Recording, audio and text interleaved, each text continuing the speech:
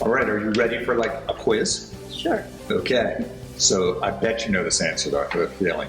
So if you had to pick one food that is like the cavity-causing food, and I know it's going to be a surprise to most of our viewers, what food would you say is number one cavity-causing food?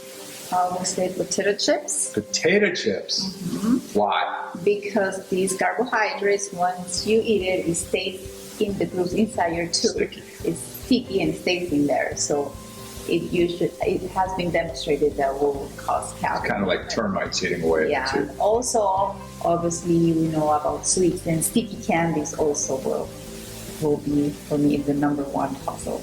Well, I think what people have to realize, look, we never ever tell you not to let your children have sweets. We will never, because we were kids, and some of us, I won't mention any names, have a sweet tooth, okay? And like a candy here or there, or chocolate here and there, okay? So if you're going to have it, what are the tips on if you're going to allow your kids, especially during Halloween, to have sweets? Okay, try to choose which one are you going to give them.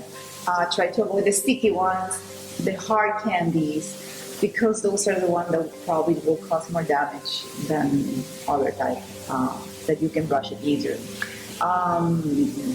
Once they have all this bucket full of candies, try to kind of reserve them to, let's say, after lunch or after a meal, but don't let them eat the whole day, the whole bucket, because it's like having the whole day that bacteria and acid in your mouth, you know. Doesn't stop. Plus, you get your kids all hecked up on sugar all day. Which exactly. They're not going to sleep. Yes, and also you can donate some of these candies. So there's some places that they receive them, so that's another. Yeah, there's great programs you can donate to the soldiers, and they ship it overseas, or for soldiers that are based in different places. It's a great charity, if you will, and it's you're being benevolent to your own child because your child's not going to get all that tooth decay. So everything's okay in moderation. Bottom line, correct? Correct. All right. So what happens if you get cavities that are behind your front teeth? How do you handle those? What if you get a cavity between your two front teeth? We started with simple tooth color fillings, and you will notice it. It will look pretty good. And you match the color perfectly? Yes. We have guides that we can kind of compare to the tooth and see which color is the one that we should use, so we can match your teeth. So you have different shades for different teeth. Exactly. So you do that. Okay. So here's a timely one, because as we're filming this, we're socially distanced. That's right, we're not close. It's quarantine right now. And a lot of people have concern. Should they go get their dental work done? Should they get their cavities filled during this pandemic right now? What advice can you give them? I would say that if you need any dental work, you should not be afraid to go to the dentist during this time. We are taking all the measurements that we have to do to keep you safety and us safe. We, in dental care group and dental care with kids, we have great measurements. We are taking temperatures.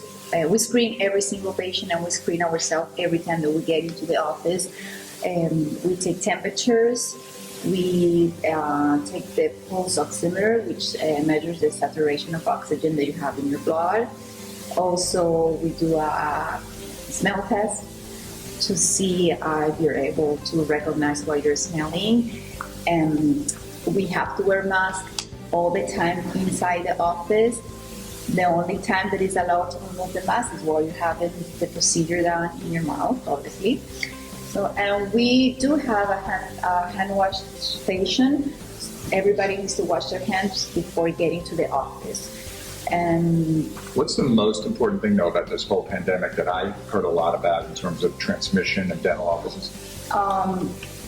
There has not been a report of any transmission cases between a dental staff and a patient or vice versa. So that's something that gives you peace of mind that going to the dentist is during this time is a safe, We're very proud of that, because that, what people forget about the dental office and people are nervous about going and getting dental treatment is that this is what we do. We wear masks constantly. When you see us with a mask, you expect it. It's not like when you see your friend or relative walking around with a mask, and it's like, well, I never saw them in a mask before.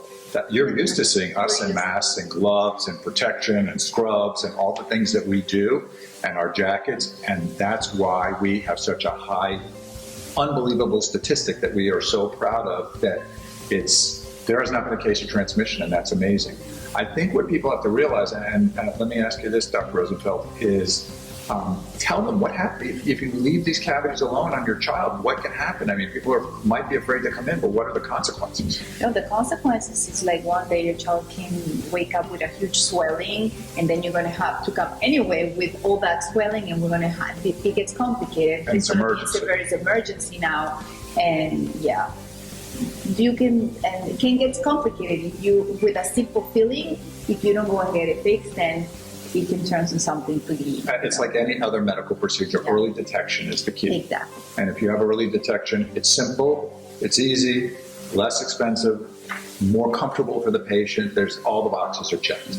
Okay, so let's wrap it up. This is great today. I really want to thank you. If you had to say one thing to the moms and the kids in terms of dental care in this season of Halloween and pandemic, hopefully coming to an end somewhere not so far down the road, what's your advice in terms of what you would say to the families out there? Just make sure that you're keeping it, during this pandemic, you're staying at home. Keep the good oral hygiene, the diets. Right now, I see that even myself, we have been eating a lot of sugar and candy because we're at home. And please be confident and come and visit us so we can make sure that your child stay healthy, and that will be it. So do the same thing you would do if you were not. If you're not, that's what. Okay, basically. Yeah. Keep up your oral hygiene, because if you keep it up, you're going to stay out of trouble. Your child's going to stay healthy. There's too many times people look back in dentistry and go, I woulda, shoulda, coulda. And we're seeing so many people come in, and I'm sure you see it every day too, for the very first time. And when they come in, they're like, I haven't gone anywhere except here. Yes. I don't even go to here Publix. Every day. Yeah. Okay.